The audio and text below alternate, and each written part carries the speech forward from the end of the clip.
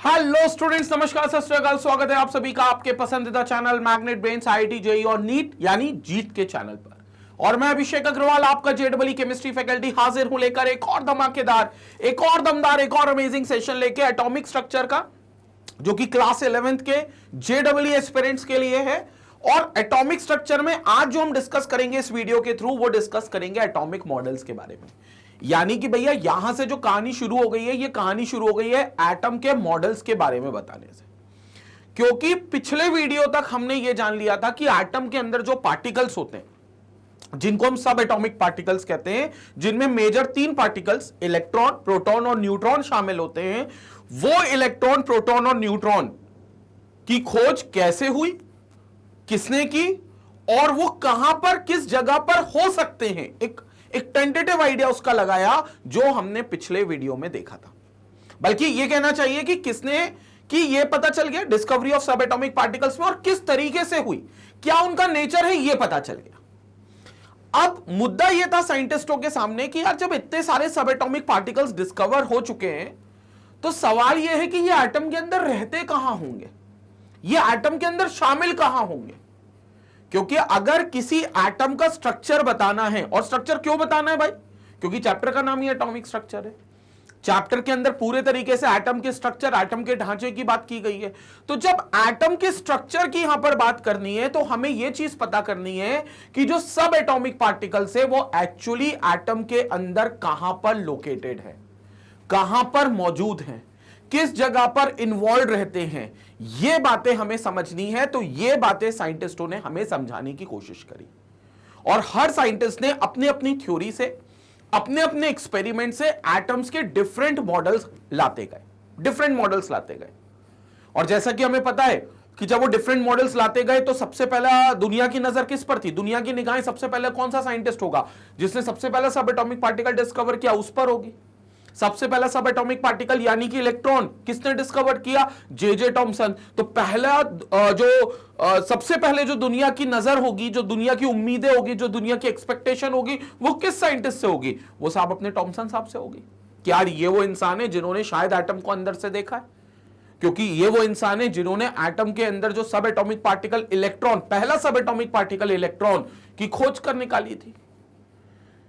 तो पूरी दुनिया को यह आशा थी, यह उम्मीद थी कि टॉमसन साहब ही एटम का क्या देंगे, मॉडल देंगे, एटॉमिक मॉडल हमें बताएंगे, एटम के बारे में कैसा वो दिखता है, अंदर कहां इलेक्ट्रॉन होते हैं, कहां प्रोटॉन होते हैं, इन सब की चर्चा हमें टॉमसन साहब करेंगे। अब मुझे नहीं पता क्या टॉमसन साहब को ये पीयर प्रेशर था, कि ये दुनिया का दबाव था, या क्या चीज थी, लेकिन बड़ा वाहियात सा मॉडल उन्होंने दिया। ठीक है, with all due respect, no offence to anyone, but वाकई में बड़ा वाहियात सा मॉडल उन्होंने दे दिया। मुझे तो ऐसा लगता है किसी दिन तरबूज खाते खाते उन्होंने बोल दिया, यार जो एटम है ना, वो इसी तरबूज के जैसा लगता है, तरबूज वाकई में। और मॉडल का नाम भी रख दिया वाटरमेलन मॉडल, तरबूज का मॉडल, प्लम पुडिंग मॉडल। क्या बातें करी उसमें, क्या चर्चा करी, वो सारी बातें आज हम यहां पर समझेंगे। इसलिए देखो क्या लिखा हुआ है, टॉमसन्स प्लम पुडिंग मॉडल। इसी के आगे वाटरमेलन मॉडल भी लिख सकते हैं, क्योंकि ये भी उसको नाम दिया गया, बकायदा ऑफिशियल नाम है वाटरमेलन मॉडल, अपने मन से नहीं दे रहा हूं आपको, वाटरमेलन मॉडल बोला जाता है इस मॉडल को। लेकिन कोई भी इस मॉडल में सही बात नहीं थी, कोई भी इस मॉडल की ये अच्छी बात नहीं थी जिसको कई सदियों तक माना जाए। हालांकि उसके बावजूद ये मॉडल कुछ सालों तक माना गया, लेकिन अल्टीमेटली इसको गलत प्रूव होना था, इनकी थ्योरी को रिजेक्ट होना था, तो ये थ्योरी रिजेक्ट भी हुई।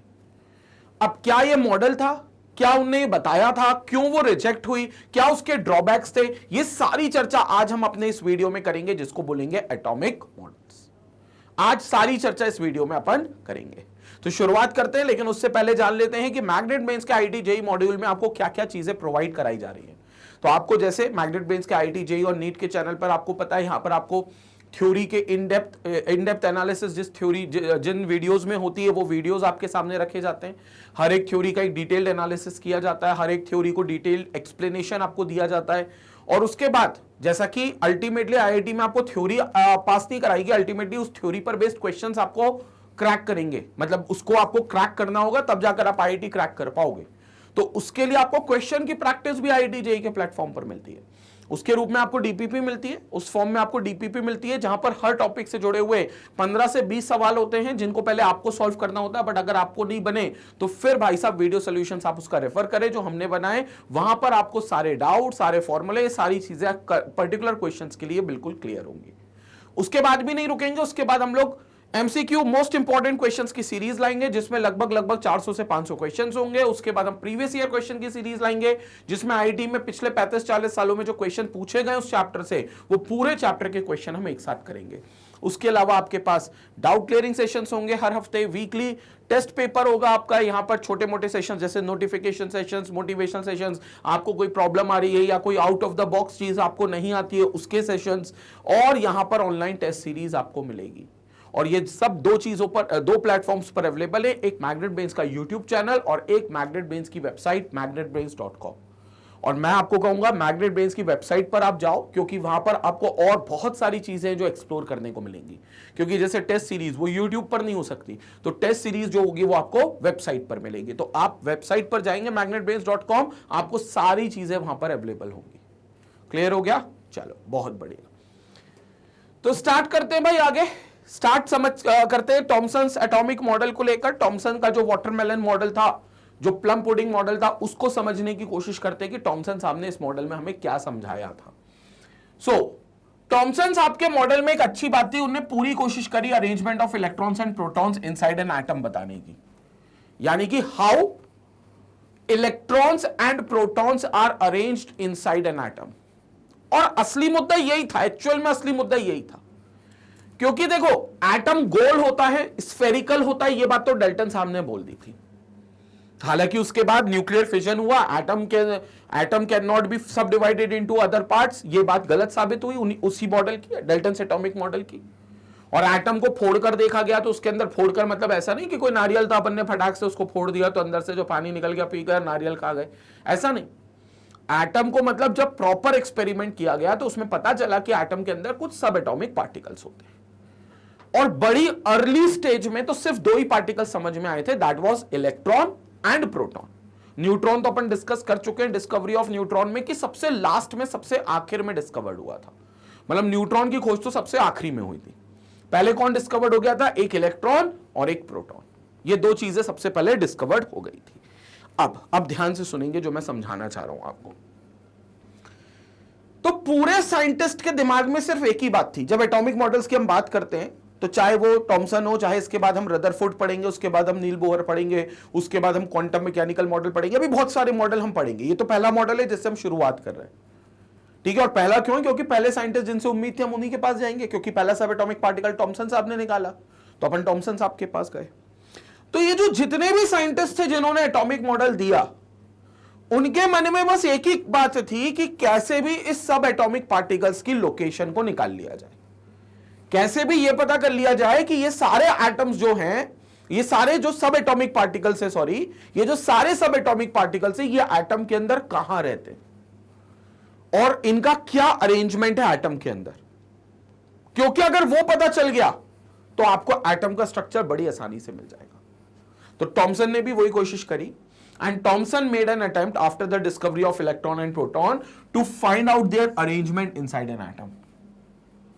And the first simple model was proposed by J.J. Thomson, known as Thomson's atomic model, जिसमें उन्होंने कहा कि जो एटम है वो स्फेरिकल है। हमने कहा कोई नई बात करो, क्योंकि ये बात तो डाल्टन साहब ने बता दी। कहते हैं हाँ, लेकिन मैं इसलिए बोल रहा हूं क्योंकि ये बात सही है। हमने कहा ठीक है, अंदर जाओ, अंदर के स्ट्रक्चर में बताओ, ये तो बाहरी रूप से तुम ढांचा दे रहे हो। तो बोले सर, जिस तरीके से तरबूज होता है जो आपका, उसी प्रकार आपका एटम होता है किसी भी एलिमेंट का, किसी भी सब्सटेंस का। हमने कहा यार तरबूज और एलिमेंट मतलब से क्या समानता है तरबूज और एटम में? तो बोले जैसे तरबूज गोल होता है वैसे एटम भी गोल है। हमने कहा ठीक बात। बोले जैसे तरबूज के अंदर लाल पार्ट जो अपन खाते हैं मेनली, जो अपने को अच्छा लगता है, जिसमें पानी भरा होता है, रस भरा होता है, जूस भरा होता है, वो जो लाल पार्ट जैसे पूरे तरबूज में यूनिफॉर्मली डिस्ट्रीब्यूटेड रहता है, उसी प्रकार प्रोटॉन जो रहता है वो भी उस स्फेरिकल रीजन में ऑल ओवर यूनिफॉर्मली डिस्ट्रीब्यूटेड रहता है। मतलब वो स्फेरिकल शेप का है और पूरी तरीके से वहां पर प्रोटॉन जो है वो बिछा हुआ है। मतलब कैसा, जैसे ये आपका एक एटम है, ये बेसिकली आपका एक एटम है, ये आपका एक एटम है। अब इस एटम में क्या होगा, जैसे ही आपका प्रोटॉन बिछा होगा, बहुत सिंपल सी बात है,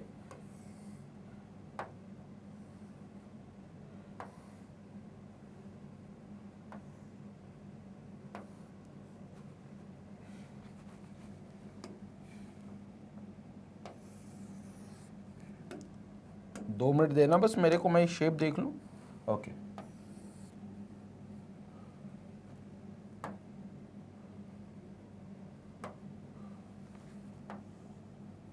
जैसे ये आपका एक एटम है, सपोज करो जैसे एक एटम है, तो इस एटम में पूरी जगह यूनिफॉर्मली प्रोटॉन बिछा हुआ है।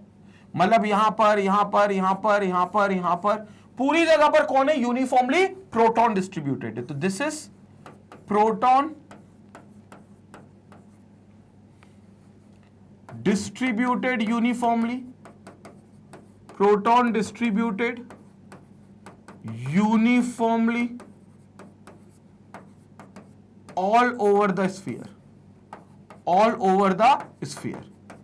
पूरी तरीके से जो प्रोटॉन है वो यूनिफॉर्मली डिस्ट्रीब्यूटेड है ऑल ओवर द स्फीयर। तो जैसे तरबूज में लाल पार्ट होता है, पूरी तरीके से हर जगह बराबर मात्रा में बटा हुआ होता है, वैसे ही यहां पर भी प्रोटॉन जो है वो यूनिफॉर्मली डिस्ट्रीब्यूटेड है all over the sphere.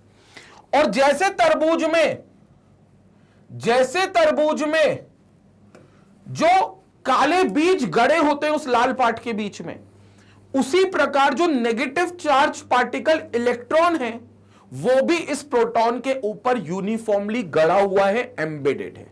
Embedded मतलब गड़ा हुआ है। जैसे तरबूज होता है, उसके बीज जो होते हैं उसमें गड़े रहते हैं, वैसे इलेक्ट्रॉन जो है वो इस यूनिफॉर्मली जो डिस्ट्रीब्यूटेड प्रोटॉन है उसमें गड़ा हुआ है। तो उसके अंदर गड़ा हुआ है इस तरीके से। यहां पर अगर अपन देखें तो ये एक इलेक्ट्रॉन हो गया, ये एक इलेक्ट्रॉन हो गया, ये एक इलेक्ट्रॉन हो गया, ये इलेक्ट्रॉन्स हो गए, ये इलेक्ट्रॉन्स हो गए। तो वो बोले ये इलेक्ट्रॉन्स इस तरीके से गड़े हुए, ये इलेक्ट्रॉन इस तरीके से गड़े हुए हैं। तो ये इलेक्ट्रॉन इस तरीके से गड़े हुए हैं, और ये सिर्फ एम्बेडेड है। और electrons are embedded in such a way, electrons are embedded, electrons are embedded all over the proton,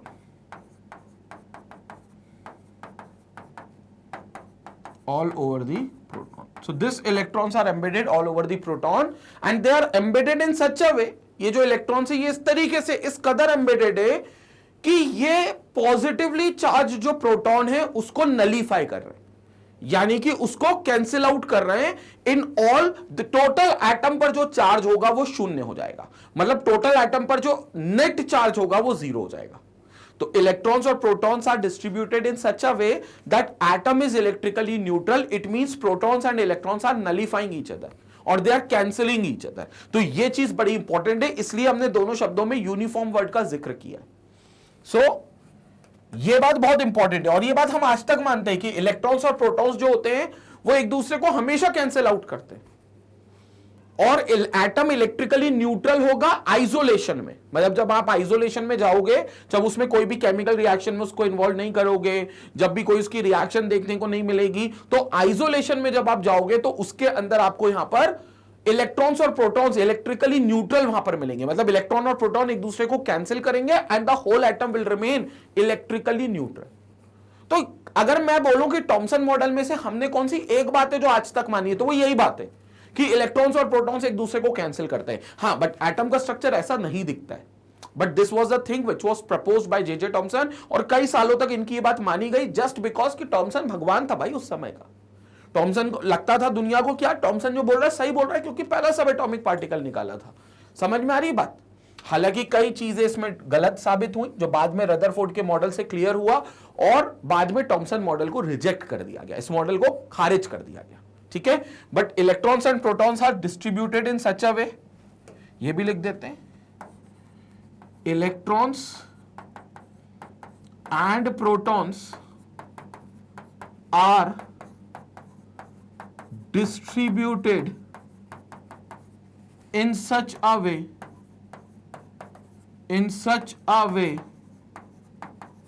that in such a way that atom remains electrically neutral.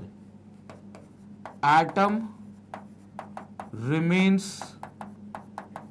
electrically neutral. तो जो एटम है वो क्या रहे, electrically neutral रहे. तो ये जो इलेक्ट्रॉन और प्रोटॉन है वो इस तरीके से यहां पर क्या रहेंगे, डिस्ट्रीब्यूटेड रहेंगे. तो जैसे ये लाल पार्ट है प्रोटॉन है, वैसे ही इसके ऊपर इलेक्ट्रॉन डिस्ट्रीब्यूटेड है. तो प्रोटॉन का बेसिकली स्फेरिकल क्लाउड है ऑफ पॉजिटिव चार्ज, जो इसको आप प्रोटॉन डिनोट कर रहे हैं, और नेगेटिव जैसे बीज गड़े होते हैं वैसे ही एम्बेडेड है. हमने कहा सर इसको वाटरमेलन मॉडल बोलते हैं, लेकिन टॉमसन ने क्या इस मॉडल को किसी और चीज से भी कंपेयर किया, बिल्कुल कंपेयर किया, प्लम पुडिंग केक से कंपेयर किया. सर ये क्या होता है, वो मुफिन्स वाला केक देखा है, मुफिन्स वाला जो क्रिसमस पे जनरली मिलता है ना, एक ब्रेड पार्ट होता है, उसमें क्रीम नहीं होती, बिल्कुल ब्रेड पार्ट रहता है और उसमें ड्राई फ्रूट्स मिले रहते हैं, देखा होगा आपने. तो उसे प्लम पुडिंग कहते हैं. और वही प्लम पुडिंग केक जो होता है उसी से कंपेयर किया टॉमसन साहब ने, वाटरमेलन के साथ भी किया और उसके साथ भी किया. उसके साथ कैसे किया, उन्होंने कहा जैसे मुफिन्स जो भी होती है या केक बेसिकली स्फेरिकल शेप का ज्यादा बनता है, तो आइटम भी उस तरीके से स्फेरिकल है. ये बात तो चलो डेल्टन साहब ने भी बोल दी थी, जिसको हम आज तक मानते हैं. फिर उन्होंने आगे कहा कि जो ब्रेड पार्ट होता है, जो पूरी तरीके से यूनिफॉर्मली उस स्फीयर में बटा हुआ होता है, ब्रेड वाला पार्ट जो स्पंजी पार्ट होता है, जिसको मेनली अपन खाते हैं, वो ब्रेड वाला पार्ट जिस तरीके से किसी प्लम पुडिंग केक में बटा हुआ होता है, डिस्ट्रीब्यूटेड रहता है, वैसे ही प्रोटॉन भी पूरे तरीके से डिस्ट्रीब्यूटेड रहता है. प्रोटॉन भी पूरे तरीके से यूनिफॉर्मली बटा हुआ रहता है. और जिस तरीके से जो ड्राई फ्रूट्स होते हैं, काजू किशमिश बादाम, ठीक है, वो सारी चीजें होती, चेरीज, ये जो चीजें वो एम्बेडेड गाड़ देते हैं उसके अंदर ब्रेड पार्ट में. देखा होगा ना आप कभी कोई एक पीस खाते हो केक का, तो आपको ड्राई फ्रूट्स का भी एक क्रंचीनेस आती है. तो वो जो ड्राई फ्रूट्स की क्रंचीनेस है, मतलब ड्राई फ्रूट्स कहीं ना कहीं अंदर गड़ा हुआ था, पार्टिकल के रूप में कहीं गड़ा हुआ था. तो वो ब्रेड पार्ट में जैसा गड़ा हुआ होता है, वैसे ही इलेक्ट्रॉन्स जो रहते हैं उस प्रोटॉन के ऊपर एम्बेडेड होते हैं. उसी प्रकार जो इलेक्ट्रॉन्स होते हैं उस प्रोटॉन के ऊपर यूनिफॉर्मली गड़े हुए होते हैं. तो इस कदर उनने क्या किया, प्लम पुडिंग केक से भी कंपेयर किया. इसलिए इस मॉडल के दो नाम है, टॉमसन्स एटॉमिक मॉडल के दो नाम है, एक वाटरमेलन मॉडल, एक प्लम पुडिंग मॉडल. तो इस तरीके से उन्हें यहां पर कंपेयर किया. ठीक है, तो इसमें कुछ और बातें भी थी, बात कर लेते, लेकिन पहले अपन इसका स्क्रीनशॉट लेंगे क्योंकि डायग्राम है अपने लिए. हालांकि मैं बता दूं आईआईटी के लिए बिल्कुल भी इंपॉर्टेंट नहीं है. अब तो खैर बोर्ड लेवल या स्कूल लेवल पर आपके जो एग्जाम्स होते हैं उसके लिए भी इंपॉर्टेंट नहीं है, क्योंकि अब ये इतना आसान हो चुका है कि 9th क्लास में इसका क्वेश्चन पूछ लेते हैं. बट अगेन कोर्स में है तो फॉर्मेलिटी तो है, हमको पूरी तो करनी है. आगे चलते हैं जल्दी से, टाइम इस पे वेस्ट नहीं करेंगे ज्यादा अपन. He proposed that the positive charges spread over a sphere of the size of the atom, और size of the atom is somewhere around 10 की पावर -8 सेंटीमीटर की रेडियस का होगा.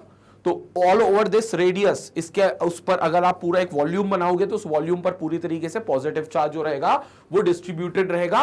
इन विच, आगे देखेंगे, in which electrons are embedded to make the atoms as whole neutral, जिसके ऊपर electron गड़े होंगे, जिस वजह से एटम जो होगा वो क्या होगा, पूरी तरीके से न्यूट्रलाइज हो जाएगा, पूरी तरीके से इलेक्ट्रिकली न्यूट्रल होगा. This model could not explain the experimental results. अब इसका ड्रॉबैक, तो यहां पर आपके पास ये चीज बेसिकली हो गई. अब क्यों इसको खारिज कर दिया गया, क्योंकि सिंपल सी बात है, रदरफोर्ड के अल्फा पार्टिकल स्कैटरिंग एक्सपेरिमेंट के रिजल्ट्स को ये नहीं एक्सप्लेन कर पाया था.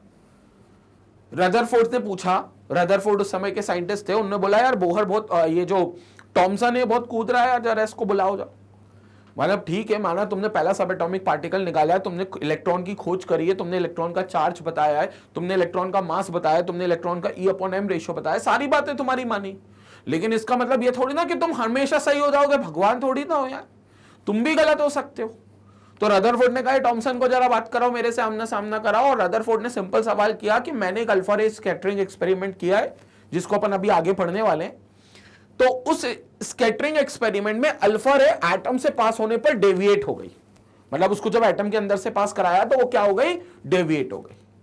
तो बोला गया कि भैया यार ये बताओ ये डेविएशन क्यों आ रहा है एटम के अंदर, मतलब तरबूज में ऐसा कुछ खास तो होता नहीं, तरबूज में अगर हम अल्फा पार्टिकल भेजे तो वो तो निकल जाएगा, लेकिन जब एटम से भेजेंगे तो वो डेविएट हो रहा है, ऐसा क्यों हो रहा है एटम से डेविएट. ये एक बात थी जो उनके दिमाग में खटकी. इस बात का जवाब टॉमसन साहब नहीं दे पाए. एक और सवाल, उन्होंने कहा चलो ठीक है एक और मौका देते हैं. बोला मेरे एक्सपेरिमेंट से ये पता चला है कि एटम के अंदर कहीं ना कहीं कुछ एनर्जी है. Energy in the sense kinetic energy कुछ ना कुछ है, यानी कि there is some part of inside an atom which is in motion, जो मूव कर रहा है, जो गोल गोल घूम रहा है, या कोई तो वेलोसिटी पोजेस कर रहा है। तो आप बताओ, आपके मॉडल के हिसाब से तो यहां पर मोशन नहीं होना चाहिए, आपके मॉडल के हिसाब से तो यहां पर कोई इन पार्टिकल में कोई वेलोसिटी नहीं होना चाहिए, क्योंकि आप तो तरबूज या प्लम पुडिंग से कंपेयर कर रहे हो। तो तरबूज को जब अपन काटते हैं तो कोई पार्टिकल मोशन में रहता है क्या? कोई पार्टिकल भागता है? जैसे अपन ने तरबूज काटा तो बीज इधर उधर भाग रहे हैं क्या? नहीं भागते। कोई लाल पार्ट तरबूज का इधर उधर मूव कर रहा है क्या? नहीं कर रहा। वो तो सब कुछ स्टैटिक है, वहां पर सब कुछ स्टेशनरी है। तो सवाल ये समझ में नहीं आया कि वहां पर वेलोसिटी किसके पास है, जिससे एटम के अंदर एक काइनेटिक एनर्जी देखने को मिल रही है। इस बात का जवाब भी थॉमसन के पास नहीं था। और ये सारे एक्सपेरिमेंटल रिजल्ट्स थे। मतलब ऐसा नहीं कि किसी को गलत साबित करना है तो कुछ भी बोल लो, हमें भी नहीं पता, उसे भी नहीं पता, वो लेकिन रिजेक्ट हो जाएगा, बर्डन ऑफ प्रूफ उस पर होगा, ऐसा कुछ नहीं भाई। रदरफोर्ड जो सवाल कर रहे हैं वो अपने एक्सपेरिमेंट में वो पता कर चुके थे। तो एक्सपेरिमेंटल रिजल्ट जो रदरफोर्ड के थे, उसका कोई आंसर थॉमसन के पास था ही नहीं। और सिर्फ इस वजह से थॉमसन की थ्योरी गलत मानी गई। थॉमसन का जो एटॉमिक मॉडल था वो गलत माना गया और बोला गया कि एटॉमिक मॉडल ऐसा नहीं दिखता होगा। सिर्फ एक अच्छी बात यह थी कि इलेक्ट्रॉन्स और प्रोटॉन्स एक दूसरे को कैंसिल करते हैं, मतलब दोनों एटम के अंदर हैं और इस तरीके से हैं कि दोनों एक दूसरे को नलीफाई कर रहे हैं, so that atom remains electrically neutral. ये सिर्फ एक बात जो थी वो सही थी, बाकी सारी बातें गलत थी। क्लियर हो गया? इसलिए therefore it was rejected, therefore Thomson's model was rejected. अब मतलब थॉमसन को गलत किसने साबित कर दिया? रदरफोर्ड ने। मतलब थॉमसन जिससे पूरी दुनिया को उम्मीदें थी कि ये इंसान है जो साइंटिस्ट, मतलब साइंटिस्टों में साइंटिस्ट है तो वो ये इंसान है, लेकिन एक और इंसान भाई साहब, मतलब उनके पप्पा के पप्पा जिनको अपन दादाजी कहते हैं, रदरफोर्ड साहब आ गए। रदरफोर्ड साहब ने कहा अरे थॉमसन क्या है, लाओ मेरे सामने, मैं जरा दो चार सवाल करता हूं, मैं भी एक्सपेरिमेंट कर रहा हूं, हम भी कम थोड़ी ना है। सवाल जहां करे थॉमसन साहब फैल गए, वहां पे फैल गए, मतलब फेल हो गए वहां पे। तो इसलिए थॉमसन की थ्योरी को रिजेक्ट कर दिया गया। और अब बाहुबली कौन बन गए? अब नए बाहुबली कौन बन गए? अरे अमरेंद्र बाहुबली नहीं, अपने नए बाहुबली कौन बन गए? अपने नए बाहुबली बन गए रदरफोर्ड साहब। तो अब रदरफोर्ड साहब ने कुछ एक्सपेरिमेंट्स करे। बड़ा फेमस एक्सपेरिमेंट है उनका गोल्ड फॉइल एक्सपेरिमेंट और अल्फा रे स्कैटरिंग एक्सपेरिमेंट, उसकी हम चर्चा करेंगे। लेकिन मैंने ये सारे वीडियोस को टॉपिक वाइज ही बनाया है, तो आपको वो वीडियो अगले टॉपिक में मिलेगा, मतलब वो टॉपिक अगले वीडियो में मिलेगा, ऐसा बोलना चाहिए। वो जो टॉपिक है रदरफोर्ड अल्फा रे स्कैटरिंग एक्सपेरिमेंट, वो अगले वीडियो में मिलेगा। तो अगले वीडियो को हम लोग देखेंगे रदरफोर्ड अल्फा रे स्कैटरिंग एक्सपेरिमेंट। उसके साथ इसका स्क्रीनशॉट भी लेंगे, इसका स्क्रीनशॉट भी लेंगे। बहुत बढ़िया, बहुत बढ़िया। तो डन, चल, बहुत शानदार। So this was about alpha ray scattering. This was all about Thomson's atomic model. Now we're going to discuss about alpha ray scattering experiment जो रदरफोर्ड साहब ने किया था, बट उसके लिए हम अलग वीडियो देखेंगे। बाकी आपको पता है मैग्नेट ब्रेन्स के वेबसाइट पर आपको बहुत सारी चीजें फायदा मिलता है, बहुत सारी चीजों का बेनिफिट आप उठा सकते हो जो शायद आप यूट्यूब चैनल पर नहीं उठा पाते। जैसे YouTube चैनल पर टेस्ट सीरीज नहीं होती, YouTube चैनल पर आपको प्लेलिस्ट ढूंढनी पड़ती है, YouTube चैनल पर कोई प्लेलिस्ट का कोई लेक्चर आपको मैनुअली सर्च करना पड़ता है। ये सारी झंझट जो है वेबसाइट magnetbrains.com की वेबसाइट पर खत्म हो जाती है।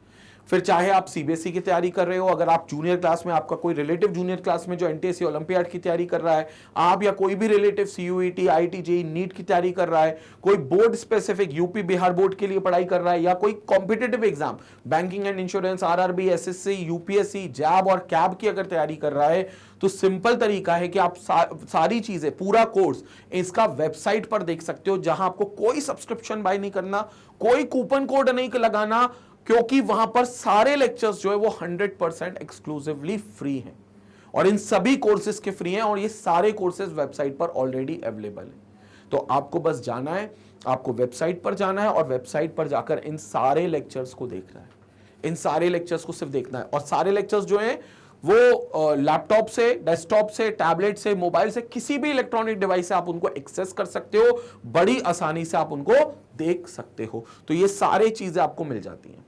साथ ही YouTube चैनल पर आपको इसके लगातार अपडेट्स मिलते रहते हैं, YouTube के शॉर्ट्स के थ्रू, YouTube की स्टोरीज के थ्रू, चैनल स्टोरीज के थ्रू आपको ये सारे अपडेट्स भी मिलते रहते हैं। इसलिए चैनल को जरूर सब्सक्राइब करें, अपने फ्रेंड्स लोगों से भी सब्सक्राइब कराएं और जितने लोग हैं जो इनमें से किसी भी कॉम्पिटेटिव एग्जाम या बोर्ड लेवल के एग्जाम की अगर तैयारी कर रहे हैं तो उनको ये चैनल जरूर रिकमेंड करें, उनसे बोले भैया एक बार ये चैनल देखें और आगे भी लोगों के साथ उसको शेयर करवाएं।